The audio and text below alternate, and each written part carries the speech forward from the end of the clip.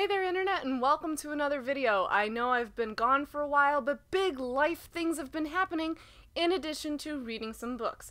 I read 9 books in the month of May, and I can't wait to share them with you. First up, I read Ember and the Ascians by Sabaa Tahir. I'm really sorry if I'm saying your name wrong. I was lucky enough to get this arc at ALA Midwinter back in January, and this is a sort of historical, kind of fantastical novel. It's inspired by ancient Rome. It wasn't my particular cup of tea, but my opinion seems to be different from that of the majority because this hit the New York Times bestseller list in its first week. So thank you to the publisher for the opportunity to read this early. Next, I read The Anatomy of Curiosity by Maggie Stiefvater, Tessa Gratton, and Brenna Jovanoff. This book doesn't actually come out until October, but I asked the publisher for an advance copy and they were gracious enough to send one my way. This is great for aspiring writers and or people who like short stories. In each of their sections, Maggie, Tessa, and Brenna share what they focus on, how they sort of tackle the idea of writing a story.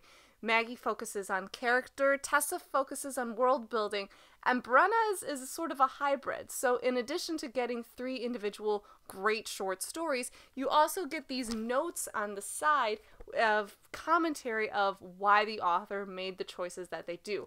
If you are an aspiring writer, I think this is going to be a great addition to your library. And just in general, if you're a creative type who likes seeing how different people think their way through different projects and different ventures, this is a really great read. Next up was 5 to 1 by Holly Badger. This was another arc that I got at ALA Midwinter. For so long, people valued boys above all else, but in this version of India, the tides have turned. The women have taken control, and now men must compete for a bride. The girl who is picking a husband, she is writing in poetry, and then there's the boy who's been forced into this selection type situation and wants no part of it at all. So this was a very thought-provoking read, and thank you for letting me read it, publisher. I also read this amazing memoir this month. I read Positive by Paige Rall. This is the story of a girl who was born HIV positive, and when she was in middle school, she confided that fact into her best friend. She told one person, and within hours, the vicious bullying started.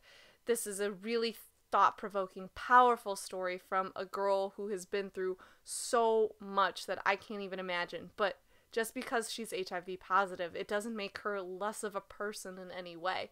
This is also a really great story about her mother, who is also HIV positive, and how this is their normal, and how Paige, despite this one thing, is really just a person. She's really like any other girl. I was so inspired by some of the things she's gone through. My heart breaks for the cruelty that she faced, but I was completely blown away by all of the amazing things Paige has been able to do as a result of her situation, and just being an awesome person. HIV is just something on her medical sheet. It's hardly the most impressive or important thing about her. Going into Fantasyland, I read The Magicians by Lev Grossman. This is a book that has been on my list for so long, and people have been describing it to me for years as a sort of Harry Potter meets adulthood. I can see where that analogy is true in a way, but it's so much more than that. It's so different from that. The first half of the book does focus on a boy who's going to essentially magical college, but the second half of the book is what happens after college? What happens to all like the non-Harry Potter-ish kinds of people at Hogwarts who aren't maybe that special or maybe aren't that unique, and there's not a wizarding world. It's just these people who have a degree in something that most of the world couldn't possibly understand.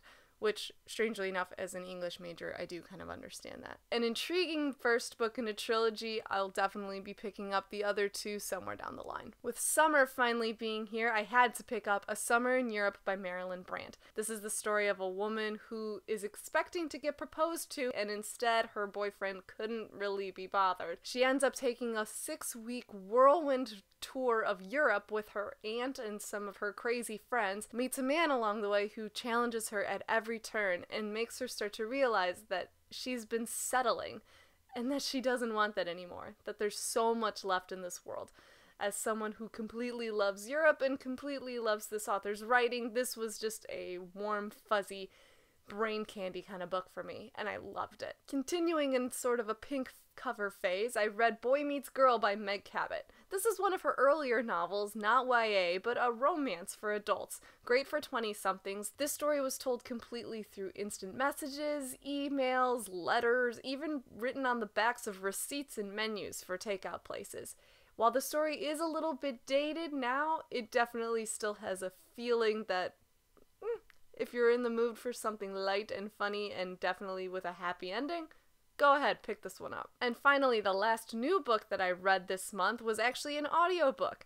It was Love, Rosie / Rosie Dunn / Where Rainbows End by Cecilia Ahern. The title depends on where you are in the various editions that this book has been printed as. This is another epistolary novel, so I wasn't quite sure how the audio format would work, but I ended up loving it. This is the funny story of a girl named Rosie and her best friend Alex, and their entire life told back and forth through letters to each other, to their friends, to their family, instant messages, answering machines.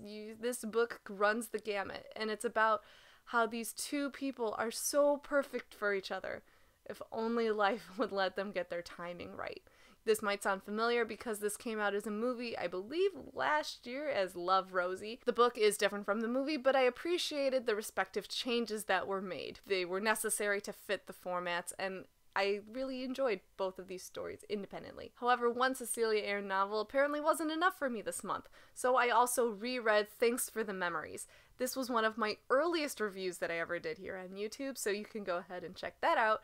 But this was a great story, some magical realism, again alternating between a man and a woman, and a man who donated blood, the woman who received it, but did she get more than just his blood that day? Because there's suddenly a whole lot of memories in her head that aren't her own, and they are drawn to each other. Is it love, or is it just science? So those are the 9 books I read in May. If you guys have any thoughts or questions on any of them, please tell me down in comments. All of my usual links are down below. Comments are always welcome, and that's it for me for now. Take care. Bye!